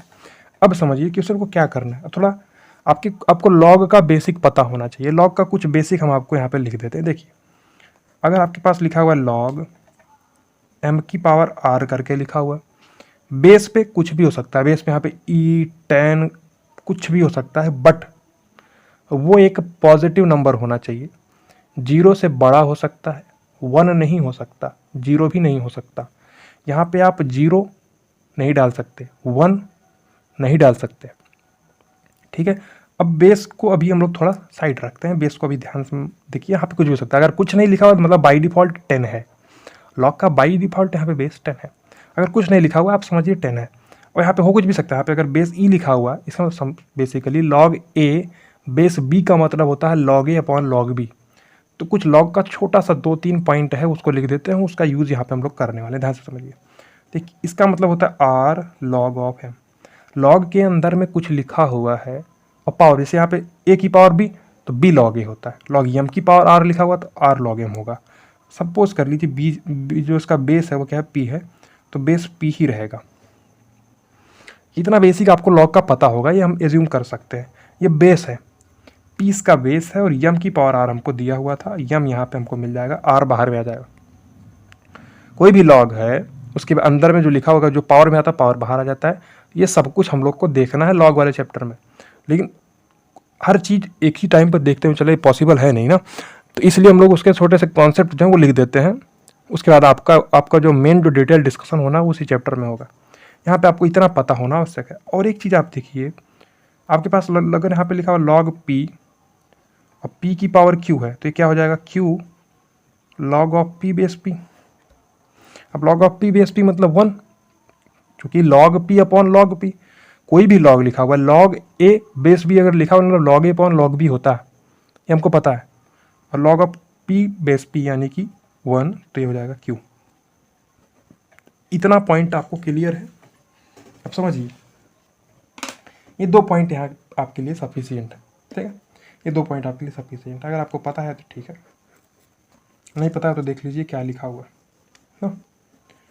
लॉग ऑफ एम की पावर आर बेस में पी है तो आर बाहर में आ जाएगा, पी बेस में रहेगा, कोई दिक्कत नहीं। ये कॉन्सेप्ट है, पी बेस में है, अगर जो बेस में होने वाला है अगर वही वैल्यू हमारा इस जगह पर दिखने लगे कुछ उसी टाइप का, तो हम अपना कुछ फिट कर सकते हैं जुगाड़ ना। इस क्वेश्चन में यही करना है, ध्यान से समझिएगा। इतना पॉइंट क्लियर, ये पॉइंट क्लियर, इतना लॉग का आपको बेसिक पता होगा पहले से ही, हम इतना एज्यूम कर सकते हैं, इतना आपको पहले से ही पता होगा। लॉग ए बेस बी यानी log a upon log b, log m की पावर आर बेस पी में है तो आर बाहर में आ जाता है, ये भी आपको पता होगा इतना सा। तो ये लॉग का छोटा सा पॉइंट है, 2-3। अब देखिए इसका हम लोग यूज कैसे करेंगे। यहाँ पे थोड़ा क्वेश्चन को देखिए आप, 10 है, आयोटा लॉग बेस ही है, ए minus iota b upon a plus iota B, समझिए। अब अगर हम लोग ई बेस में है, अगर इस पूरे एक्सप्रेशन को कुछ ई की टर्म में हम ले आ दें तो बेस सेम रहेगा, तो जो पावर होगा वही बाहर में आ जाएगा, वही हमारा आंसर हो जाएगा। इस चीज़ के लिए नहीं समझ में आया, ई बेस में है जैसे यहाँ पे पी बेस में है, अगर हम लोग इसको ई की पावर समथिंग लिख दें तो वो समथिंग आएगा बाहर, आयोटा के साथ लग जाएगा और ये वैल्यू 1 दे देगा। ये पॉइंट समझ में आ रहा है ना। तो हमको हमारा जो मेन टारगेट होना, इस पूरे ही टर्म को हम ई की पावर समथिंग में डिनोट कर दें। कैसे डिनोट कर सकते हैं? एक ही रास्ता है अपने पास, एक्सपोनेंशियल फॉर्म। पोलर फॉर्म से आप जा सकते हैं, लेकिन आप पोलर फॉर्म से जाएंगे बाद में आपको एक्सपोनेंशियल लिखना ही पड़ेगा, तो आप एक्सपोनेंशियल से ही चलिए। आप किसी भी, आप इसको उठा सकते हैं, आप इसको उठा सकते हैं। अगर आप इसको उठा रहे हैं तो इसको आर ई की पावर आयोटा थीटा एक कॉम्प्लेक्स नंबर मान लीजिए। देखिए हम लोग यहाँ पे कॉम्प्लेक्स नंबर की कई सारी प्रॉपर्टीज होती है, केवल यही प्रॉपर्टी नहीं होती, मेन बेसिक ये वाला हम लोग यूज करने वाले हैं। कॉम्प्लेक्स नंबर का एक और प्रॉपर्टी होता है, log m upon n is equal to log m minus log n होता है। Log m into n log m plus log n होता है। तो ये सब कुछ होता है, कोई दिक्कत, बहुत सारी प्रॉपर्टीज की होती हैं, बट हर चीज़ का नीड नहीं पड़ने वाला हम लोग को बेसिकली यहाँ पे यही देखना है। ई है, अगर हम इस अंदर वाले एक्सप्रेशन में लॉग के अंदर में जो है, अगर उसको ई की पावर समथिंग में डिनोट कर देंगे तो वो समथिंग आएगा बाहर, लग जाएगा आयोटा के साथ, और लॉग ई बेस ई हो जाएगा जो कि 1 बना देगा। तो वही हम लोग का मेन टारगेट है, ध्यान से समझिएगा। तो हम लोग क्या कर सकते हैं, थोड़ा समझिए। ए minus iota b upon a plus iota B है। लेट, मान लीजिए आप ए प्लस आयोटा बी जो है वो क्या है, आर ई की पावर आयोटा थीटा। इसमें कोई दिक्कत नहीं, आप इसको मान सकते हैं, क्योंकि कोई भी कॉम्प्लेक्स नंबर है उसको हम लोग पोलर फॉर्म में, उसको हम लोग एक्सपोनेंशियल फॉर्म में या आयलर फॉर्म में डिनोट कर सकते हैं। तो जो ए माइनस आयोटा बी होगा वो क्या होगा, आर ई की पावर माइनस आयोटा थीटा। इसमें कोई दिक्कत की बात नहीं है, क्योंकि आयोटा माइनस आयोटा से रिप्लेस हुआ है, मतलब ये कॉन्जुगेट है। कॉन्जुगेट के लिए ही करते हैं, आयोटा माइनस आयोटा से रिप्लेस करते हैं, यानी जो रियल एक्सिस में उसका मिरर इमेज होता है वही होता है। तो अगर ये एक जेड था तो क्या है, जेड का कॉन्जुगेट है, कोई दिक्कत की बात नहीं है। हमारे पास जो एक्सप्रेशन है वो क्या, देखिए एलएचएस लेके आप चलिए, क्या है, tan of iota log of base में ई है, और ए माइनस आयोटा बी को आप लिख दीजिए आर ई की पावर माइनस आयोटा थीटा, और जो ए प्लस आयोटा बी उसको आप लिख दीजिए आर ई की पावर आयोटा थीटा। कोई दिक्कत की बात नहीं। अब देखिए ये क्या आने वाला है, एलएचएस हम लेके चल रहे हैं। इतना पॉइंट क्लियर आपको समझ में आया ना। Simply log of a minus iota b upon a plus iota b था, और बेस में ई था। अगर बेस में ई है तो हम लोग अंदर वाले एक्सप्रेशन में अगर ई की पावर समथिंग बना देंगे तो समथिंग आएगा बाहर, क्योंकि यही तो होता है लॉग ऑफ एम की पावर आर, मतलब आर लॉग एम, वही होगा। अगर हम ई की पावर समथिंग बनाएंगे तो समथिंग आएगा बाहर, और लॉग ई बेस ई 1 बना देगा। क्लियर, वही चीज़ यहाँ पे होने वाला है। tan ऑफ, अब आर और आर कैंसिल आउट हो गया, ई की पावर आयोटा थीटा, ई की पावर माइनस आयोटा थीटा, तो ये ई की पावर -2 आयोटा थीटा एक्चुअल में, ई की पावर -2 आयोटा थीटा ही तो है। अब ई की पावर समथिंग, समथिंग आएगा बाहर, यानी -2 आयोटा थीटा आ जाएगा बाहर, आयोटा है into -2 iota theta into log of e base e. कोई दिक्कत की बात नहीं। अगर बेस भी सेम है और लॉग के अंदर की वैल्यू भी सेम है तो 1 वैल्यू देता है वो, हमको पता है। log 10 base 10, log 20 base 20, log 30 base 30 सब 1 देगा, क्योंकि log a बेस भी होता है log a upon log b, तो log e upon log e आएगा, यानी 1 बना देगा। ये 1 है, कोई दिक्कत नहीं थी। क्या हो जाएगा, tan ऑफ, ध्यान से समझिए, ये -2 आयोटा थीटा कैसे आया पता है, समझ में आ रहा है ना। e की पावर माइनस आयोटा थीटा था, ये e की पावर आयोटा थीटा था, ये ऊपर जाएगा क्या बना देगा, e की पावर माइनस आयोटा थीटा, तो e की power minus iota theta into e की पावर माइनस आयोटा थीटा, यानी e की power 2 iota theta, -2 iota theta, और -2 आयोटा थीटा अब बाहर में आ गया। अब देखिए क्या हो जाएगा, आयोटा स्क्वायर मल्टीप्लाई हो रहा है ना, आयोटा स्क्वायर यानी -1, और एक माइनस पहले से ही है, तो 2 थीटा। अब याद हो तो tan 2 थीटा का हम लोग एक फॉर्मूला देखे थे, जब हम लोग ट्रिग्नोमेट्री का बेसिक पॉइंट देख रहे थे तो उसमें tan 2 थीटा के फॉर्मूला को देखे थे, क्या था, 2 tan of theta upon 1 plus tan square theta. इतना पॉइंट क्लियर है, ये हम लोग देख चुके हैं। tan 2 थीटा का एक फॉर्मूला होता था 2 tan theta upon 1 plus tan square, इसको आप वेरीफाई भी कर सकते हैं, आपको कन्फ्यूजन ना हो। Sorry 1 plus tan square theta नहीं होता है, 1 माइनस tan स्क्वायर थीटा होता है, ठीक है, माई फॉल्ट। देखिए इसका मतलब जैसे आप sine square theta upon cos square theta लिखेंगे, इसीलिए वेरीफाई करने को हम बोल रहे थे। Sine square theta upon cos square theta, तो कॉस स्क्वायर थीटा ऊपर जाएगा, 2 sine theta upon cos theta into cos square theta, यानी 2 साइन थीटा कॉस थीटा, यानी साइन 2 थीटा, अपॉन में cos square theta minus sine square theta होगा, तो हमको sign 2 theta upon cos 2 theta यानी tan 2 theta मिल जाएगा। तो 2 tan theta upon 1 minus tan square theta है। अब इसका यूज हम लोग कर सकते हैं, सिंपली समझिए। थीटा था क्या, थीटा था आर्ग्यूमेंट, आर्ग्यूमेंट किसका, कॉम्प्लेक्स नंबर जेड का। जेड क्या था, ए प्लस आयोटा बी। अब ए और बी को आर प्लस बोल रखा है, समझिए। अब देखिए tan थीटा क्या हो जाएगा, सिंपली ए और बी को आर प्लस बोला गया, इस tan थीटा की जगह आप क्या रख सकते हैं, सिंपल सा आर प्लस का मतलब है कि ए भी पॉजिटिव और बी भी पॉजिटिव, तो अगर ए और बी दोनों ही पॉजिटिव यानी रियल पार्ट भी पॉजिटिव इमेजिनरी पार्ट भी पॉजिटिव, तो ये पहले ही क्वाड्रेंट में आएगा, यहाँ कहीं आएगा। ये ए लेंथ है इसका एक्स एक्सिस में और बी लेंथ है इसका वाई एक्सिस में। तो ये पॉइंट जो है ये कॉम्प्लेक्स नंबर जेड को प्रदर्शित कर रहा है, कोई दिक्कत नहीं। इसका जो मॉड्यूलस है, ये मॉड्यूलस जेड है, इसका जो कॉन्जुगेट आ रहा था वो नीचे आता, एटा को माइनस एटा से रिप्लेस करते हैं, ये आता जेड के कॉन्जुगेट का मॉड्यूलस है, सिंपली नीचे आ जाता है, कोई दिक्कत नहीं। तो ये केस हो सकता है, ये जो मॉड्यूलस जेड है या जेड का कॉन्जुगेट जो वो नीचे आ जाएगा। ये मॉड जेड है, ये हमारा जेड है, ये क्या हमारा जेड कॉन्जुगेट है, कोई दिक्कत नहीं। और ए कॉमा बी उस पॉइंट का निर्देशांक है और ए कॉमा माइनस बी दूसरे ही पॉइंट का निर्देशांक है। अब समझिए, और टेन थीटा क्या होगा, यही एंगल जो थीटा यही तो आर्ग्यूमेंट है। एक्चुअल में थीटा की वैल्यू आर्ग्यूमेंट की है, तो कोई भी वैल्यू थीटा आर्ग्यूमेंट की ले सकता है, लेकिन वो प्रिंसिपल वैल्यू ऑफ आर्ग्यूमेंट को कंसीडर करते हुए चलते हैं। अब देखिए, तो ये जो वैल्यू है ये पूरा ही वैल्यू है, तो 2 tan थीटा यानी 2 इंटू टेन थीटा की हम आप क्या रख सकते हैं, बी अपॉन ए, बी तो tan थीटा होगा, बी अपॉन ए बराबर tan theta, 2 into b upon a upon 1 minus tan square theta यानी b square upon a square.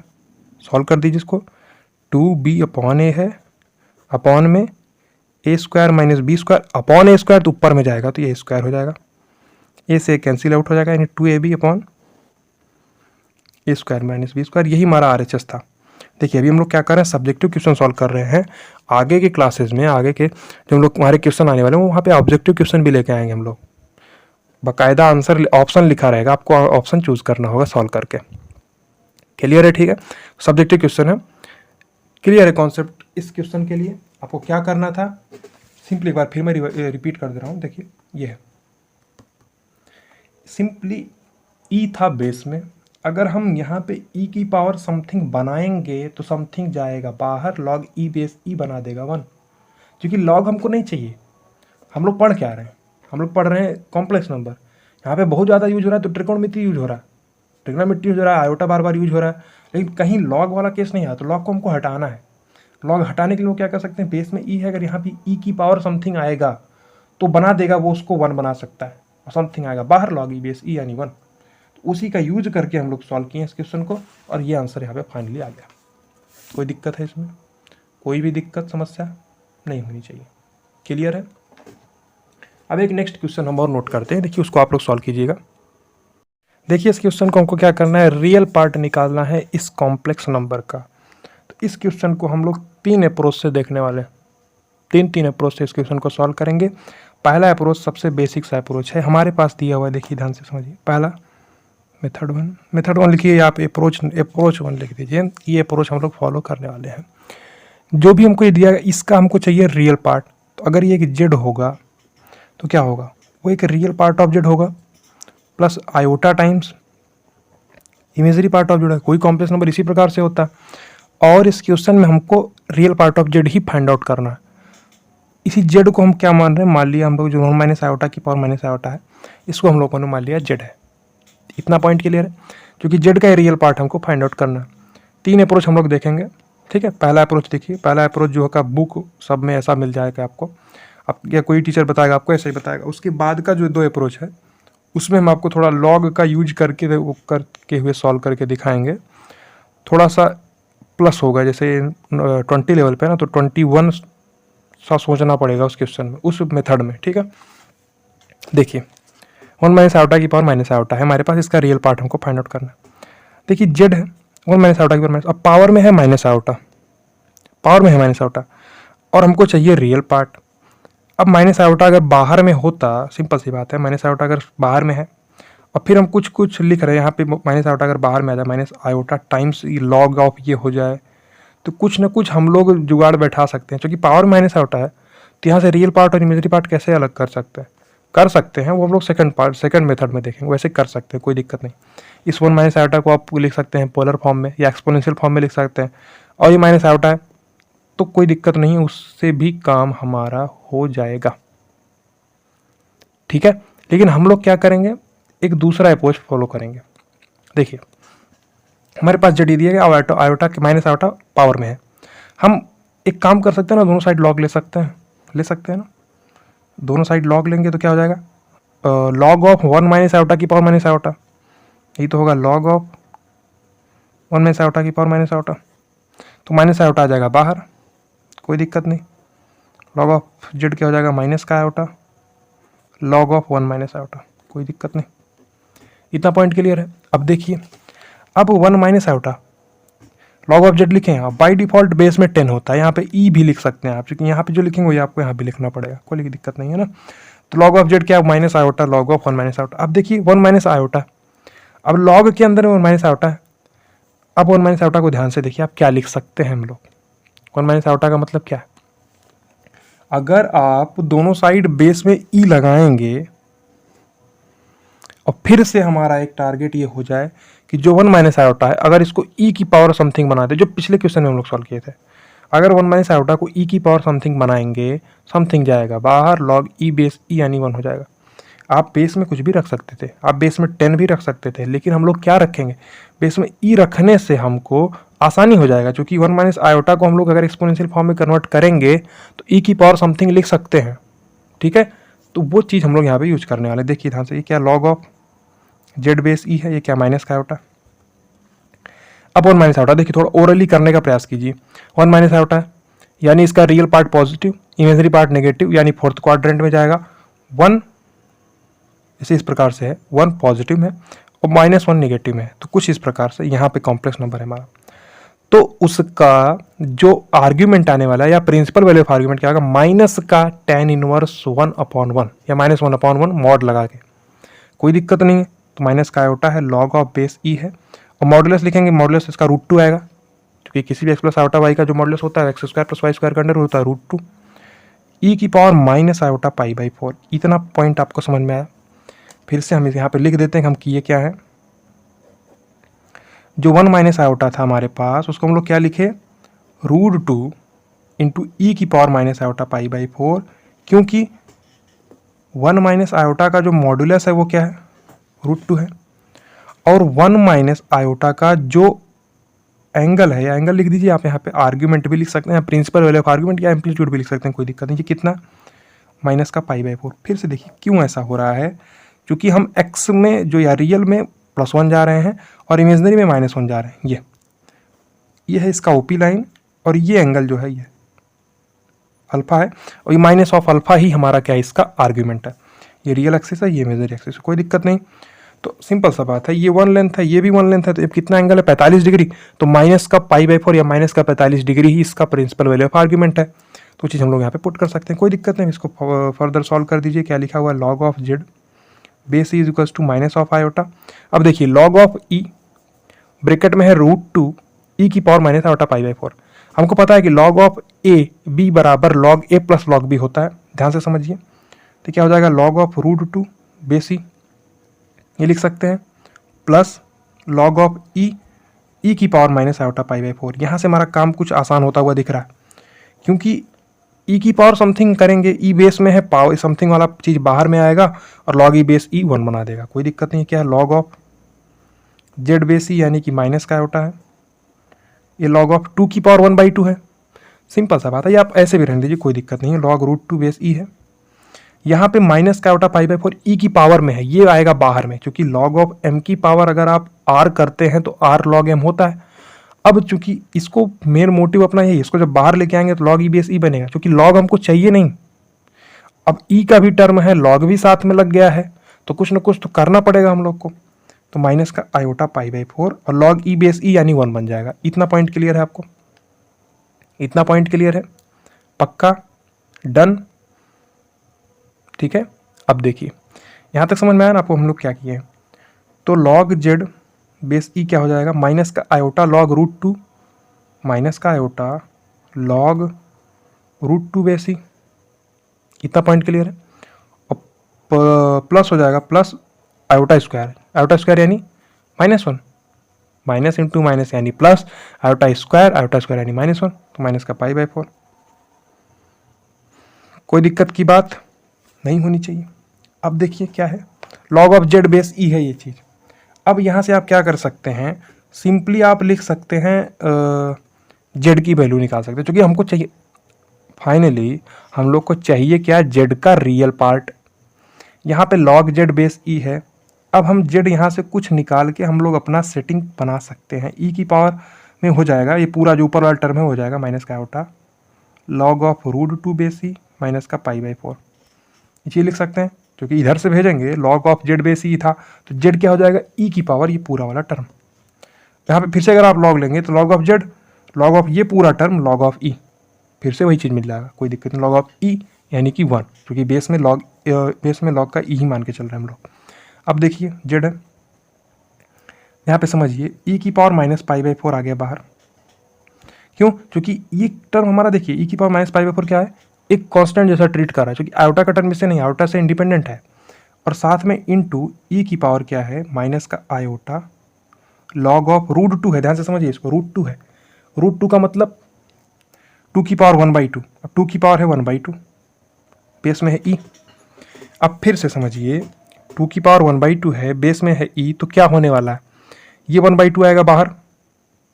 अगर नहीं भी आप बाहर लाना चाहते हैं तो इसको एज इट इज रहने दीजिए। आप क्या करेंगे ई की पावर आयोटा समथिंग, ई की पावर आयोटा समथिंग का मतलब क्या होता है cos of something plus iota sine something, ये चीज़ हम लोग लिखते हैं ना, क्योंकि पावर में आयोटा है। अभी हम केवल में पावर में आयोटा देख के इस चीज को हम उसका रियल पार्ट नहीं बोल सकते। पावर में आयोटा देख के इस चीज को उसका रियल पार्ट नहीं बोल सकते, मॉड्यूलस बोल सकते हैं बट रियल पार्ट नहीं बोल सकते। ये मॉड्यूलस हो जाएगा ठीक है, लेकिन हमको रियल पार्ट चाहिए इसका। तो रियल पार्ट क्या होगा, हमको और फर्दर सिंप्लीफाई करना पड़ेगा। ध्यान से समझिए जेड क्या है ई की पावर माइनस पाई बाई 4 तो है ही, अब ई की पावर माइनस आयोटा है। आप इस 1/2 को बाहर भी ला सकते हैं, तो सिंपली आप बाहर लाके देख लीजिए ई की पावर माइनस पाई बाई 4 है इंटू ई की पावर 1/2 जब बाहर में आएगा तो क्या हो जाएगा माइनस का iota by 2 log of 2 base e, इतना पार्ट लिख सकते हैं। तो ई की पावर क्या है iota into minus 1/2 log of 2 base e, मतलब ई की पावर आयोटा थीटा टाइप का है, तो cos of theta plus iota sine theta यानी cos of minus 1/2 log 2 base e plus iota sine minus minus यहाँ पे माइनस लिख दीजिए माइनस 1/2 लॉग 2 बेस ई। ठीक है, ये पॉइंट आपको समझ में आ रहा है ना। हम लोग क्या किया एक बार फिर से हम बोल दे रहे हैं, ध्यान से सुनिएगा, जो जितना चीज़ बोलेंगे ध्यान से सुनिएगा। ई की power minus pi by 4 into e की power minus iota log of 2 की पावर 1/2 था या रूट 2 था। हमको क्या चाहिए, हमको रियल पार्ट निकालना है जेड का। सिंपली बात सुनिएगा जो हम बोल रहे हैं, रियल पार्ट हमको निकालना है जेड का। अब पावर में है आयोटा, तो इस पावर में आयोटा से हम ये बोल सकते हैं कि ये इसका मॉड्यूलस है, बट हम मॉड्यूलस है तो हमको चाहिए क्या रियल पार्ट चाहिए, तो हमको इसको फर्दर ओपन करना पड़ेगा।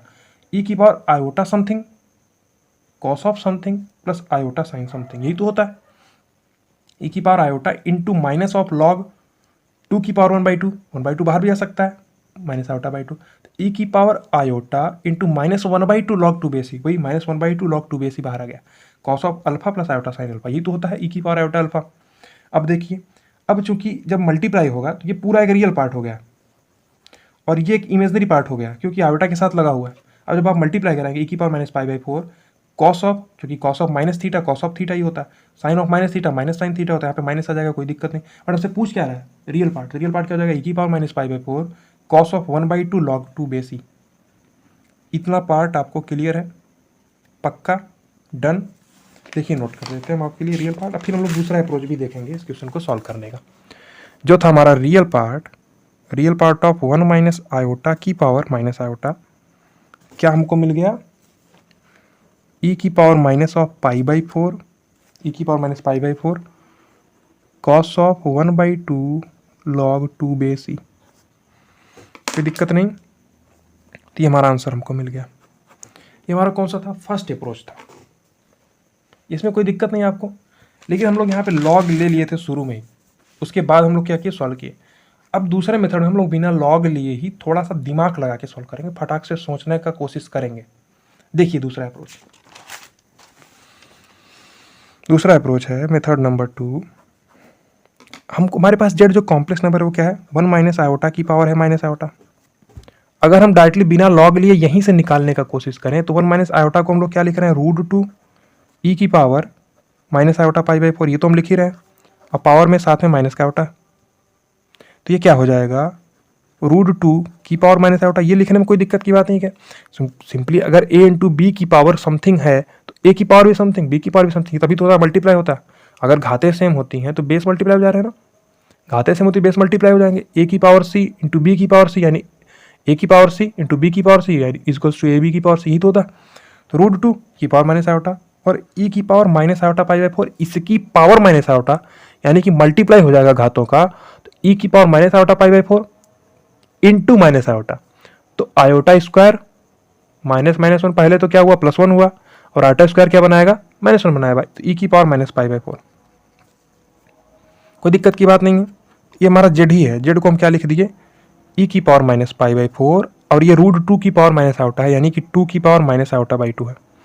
ऐसा नहीं से लिख सकते हैं क्योंकि रूट टू यानी 2 की पावर 1 बाई 2 और 2 की पावर 1 बाई 2 1 बाई 2 की पावर 1 बाई 2 की पावर माइनस आयोटा यानी 2 की पावर माइनस आयोटा बाई 2।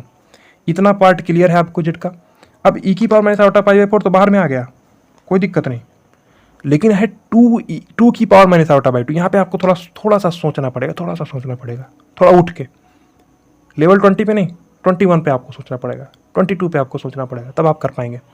देखिए अगर यहाँ पर ई की पावर समथिंग होता तो हम लोग कॉस ऑफ समथिंग ई की पावर आयोटा समथिंग होता तो cos of something plus iota sine something लिख सकते थे, लेकिन यहाँ पे 2 की पावर है, 2 की पावर है। अगर ये ई होता तो हमारा कम हो जाता। देखिए हम लोग कितना सावधानी से चालाकी से इसको कन्वर्ट करने जा रहे हैं, ध्यान से देखिए। ई की power minus of pi by 4 है, कोई दिक्कत नहीं। इसको देखिए आप क्या लिख सकते हैं हम लोग को ये पता है कि लॉग के बेस में अगर ई है और अंदर में जो टर्म है वो ई की पावर समथिंग बनता है तो समथिंग ही उसका आंसर हो जाता है। क्यों? देखिए लॉग ऑफ, जैसे यहाँ पे ये चीज़ है हम लोग यहाँ पे यूज किए थे ना, देखिए ये कहाँ यूज किए थे, इस जगह पे ई की पावर माइनस 2 आउटा थीटा बचा और ई बेस में था तो माइनस 2 आउटा थीटा बाहर में आ रहा था। तो वही चीज़ हम लोग कुछ यहाँ भी बनाने का कोशिश करेंगे। अब माइनस 2 की पावर माइनस आउटा बाई 2 था। अब देखिए यहाँ पे क्या लिख सकते हैं हम लोग, इसको ऐसा कुछ लिख सकते हैं लॉग बेस ई हो और ई की पावर रहा हो 2 की पावर माइनस आउटा बाई 2। इसमें कोई दिक्कत है क्या? इसमें कोई दिक्कत है? ठीक है, हाँ इतना पॉइंट क्लियर है आपका। देखिए ये लिखना तो सही है, ये बिल्कुल लिख सकते हैं। ई की पावर समथिंग हम ये लिख दिए और ये बाहर में आएगा 2 की power minus iota by 2 log of e base e होगा, ये बाहर में आएगा। ई की पावर समथिंग था तो ये बाहर में आ जाएगा और लॉग ई बेस ई बचेगा। लेकिन हम लोग यहाँ से कुछ कंक्लूड नहीं कर पा रहे हैं। रेदर देन डूइंग दिस हम लोग ये काम कर सकते हैं। देखिए आप एक बार इस चीज़ को आप मत ही करिए, इसको करने से आपको कुछ निकलने नहीं वाला है। आप ऐसा करिए, ई की पावर माइनस पाई बाई 4 था, इसको कुछ ऐसा लिखिए ई की पावर इंटू ही है ई की पावर लॉग ऑफ बेस ई की पावर और ई की पावर लिखिए 2 की पावर लिखिए माइनस आयोटा बाई 2। अब इस बार इस एक्सप्रेशन को आप एक बार देखिए इंटू मल्टीप्लिकेशन में पूरा ये पार्ट, ठीक है। देखिए ई की power minus pi by 4 into e की power log of e base में है 2 की पावर माइनस। ये थोड़ा उठ के सोचना है, इधर थोड़ा नेक्स्ट अप्रोच था। इस चीज़ को नहीं यूज करेंगे हम लोग। इसको यूज करने से हमको क्लियर नहीं हो पाएगा कि हम करना चाहते हैं, क्योंकि हमको चाहिए क्या, ई की पावर समथिंग चाहिए। ई की पावर आयोटा समथिंग अगर हम लोग बना ले रहे हैं तो cos of something plus iota sine something बनेगा। ई की पावर समथिंग बनाना पड़ेगा, यहाँ पे नहीं बन रहा था। यहाँ पे लॉग बेस में ई रख रहे थे और यहाँ पे ई रख रहे थे, इस पूरी चीज़ को बाहर लाते लॉग ई बेस ई बनता, कोई दिक्कत नहीं था। लेकिन यहाँ पे क्या है, इस केस में हमको देखिए यही मिला, क्योंकि हमको ये पता है।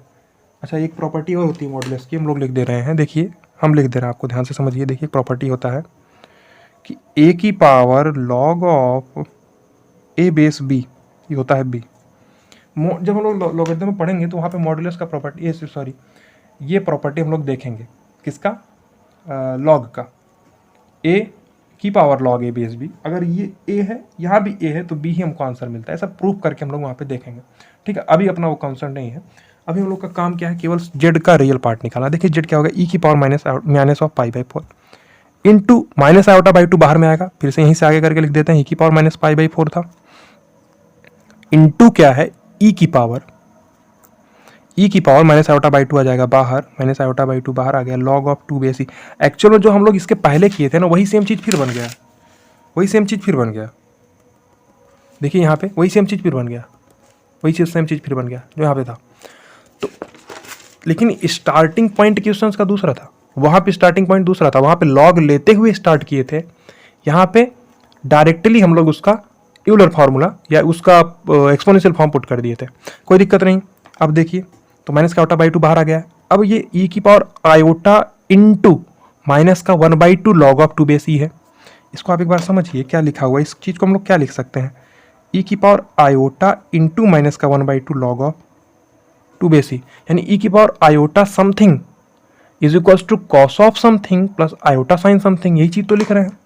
अब इसको क्या हम लोग लिख सकते हैं, cos of minus 1/2 log of 2 base e plus iota sine minus 1/2 log of 2 base e. इसमें कोई दिक्कत की बात नहीं है।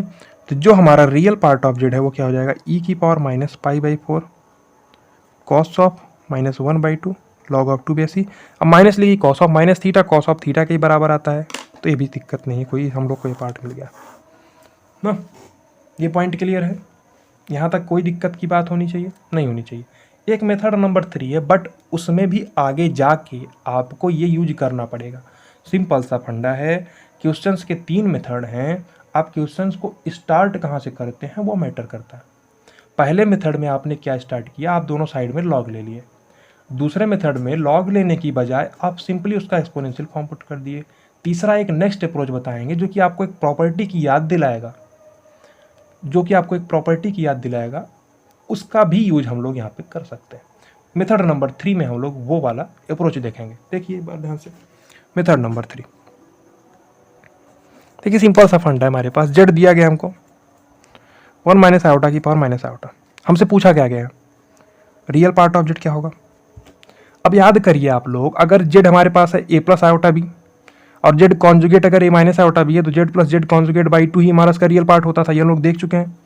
जेड को मानिए a plus iota b, z conjugate a minus iota b, तो जो इसका रियल पार्ट ऑफ जेड होता है, यानी कि जो ए होता है वो क्या होता है, Z plus Z conjugate by 2। कोई दिक्कत नहीं, कॉन्जुगेट का मतलब आयोटा को माइनस आयोटा से रिप्लेस करना। तो जेड हमारे पास 1 माइनस आयोटा, ये कॉन्सेप्ट था, ये कॉन्सेप्ट है क्या कि अगर जेड है हमारे पास 1 ए प्लस आयोटा बी, तो जेड कॉन्जुगेट होगा ए माइनस आयोटा बी, तो Z plus Z conjugate by 2 जो होगा वही हमारा रियल पार्ट ऑफ जेड होगा, यानी ए होगा। कोई दिक्कत नहीं है, उसी का यूज हम लोग यहाँ पे कर सकते हैं। जेड हमको दिया 1 माइनस आयोटा की पावर माइनस आयोटा, तो जेड कॉन्जुगेट क्या होगा 1 प्लस आयोटा की पावर आयोटा। इसी हम लोग लिख सकते हैं ना, क्योंकि आयोटा को माइनस आयोटा से रिप्लेस किए हैं, आयोटा को माइनस आयोटा से रिप्लेस किए तो प्लस आयोटा बन जाएगा। कॉन्जुगेट का मतलब क्या होता है, रियल एक्सिस में मिरर इमेज, ठीक है, और आयोटा को माइनस आयोटा से रिप्लेस करना, तो ये चीज़ हमको जेड कॉन्जुगेट मिल गया।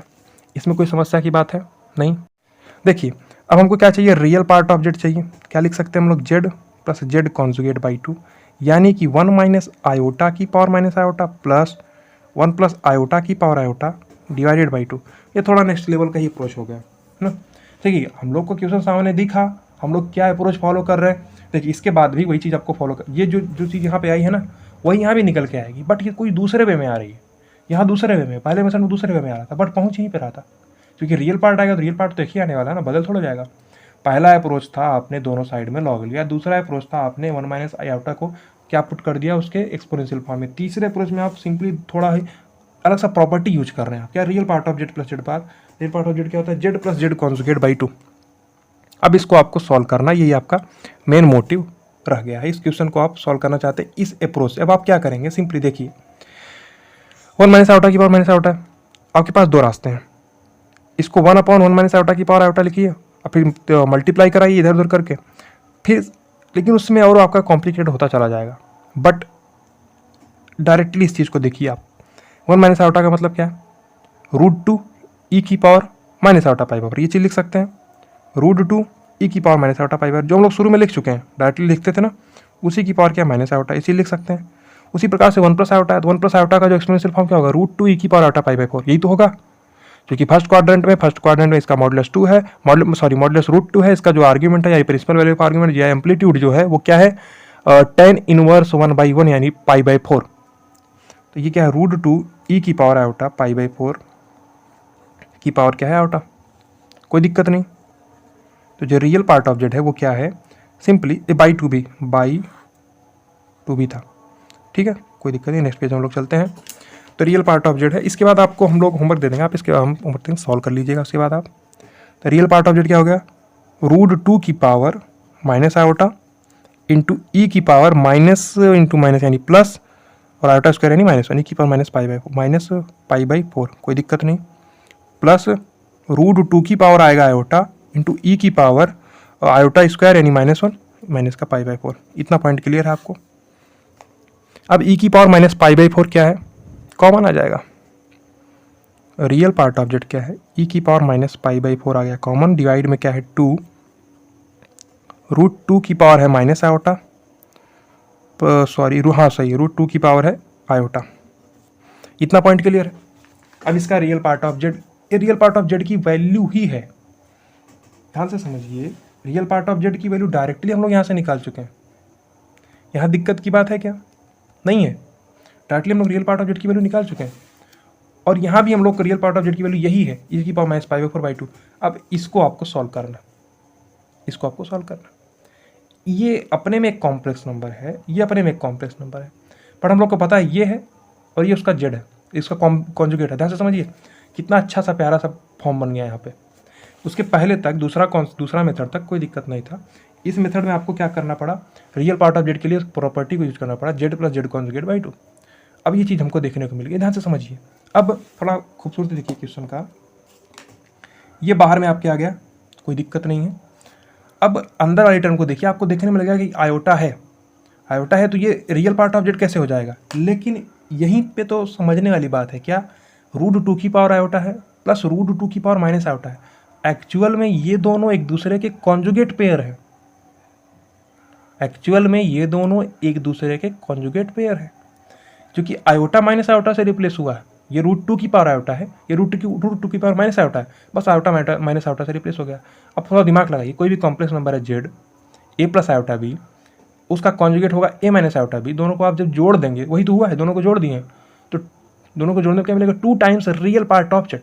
इसका मतलब ही हमको ये हो गया, ध्यान से समझिए, यहाँ से कैच करना थोड़ा सा इंपॉर्टेंट है, by 2 into 2 times of real part of √2 iota. कोई दिक्कत की बात है क्या, नहीं। 2 से 2 हो जाएगा कैंसिल आउट, तो रियल पार्ट ऑफ जेड यानी is equal to e -π/4 into हो जाएगा ये real part of 2 iota by 2। अब सिंपली जो प्रोसीजर यहाँ पे फॉलो किया गया था, यहाँ पे फॉलो किया गया था रियल पार्ट फाइंड आउट करने के लिए, यहाँ पे क्या था, e था सॉरी √2 माइनस आयोटा या 2 माइनस आयोटा बाई 2। तो 2 माइनस आयोटा बाई 2 हो या 2 आयोटा बाई 2 है, रियल पार्ट सेम ही आएगा, क्योंकि cos of minus theta cos of theta के ही बराबर आता है। सेम उसी प्रकार से यहाँ से भी हम लोग बोल सकते हैं कि जो रियल पार्ट ऑफ जेड है वो क्या है, e -π/4 और कॉस ऑफ 1/2 log 2/c। यहाँ से भी आंसर हम लोगों ने निकाल लिया। तीनों मेथड आपको समझ में आए। पहले मेथड में आपने दोनों साइड में लॉग लिया, दूसरे मेथड में आपने डायरेक्टली उसका एक्सपोनेंशियल फॉर्म या यूलर फार्मूला आप डायरेक्टली पुट कर दिए।